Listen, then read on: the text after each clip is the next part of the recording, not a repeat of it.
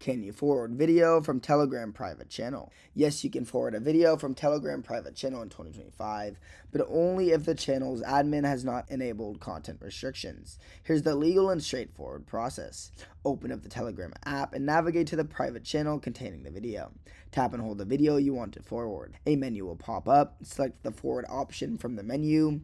Choose your recipient and then tap send to forward the video. However, if the channel admin has enabled restrict saving content feature, forwarding, copying, or even saving the video may be blocked. In this case, there is no official or legal workaround. Telegram enforces these restrictions to protect content creators' rights and privacy. Attempting to bypass these restrictions with third-party tools or unofficial methods may violate Telegram's terms of service and could be illegal and result in account penalties. The summary is, you can forward videos from a private Telegram channel only if forwarding is allowed by the channel admin. If forwarding is restricted, respect the channel settings. There is no legal way to bypass these protections.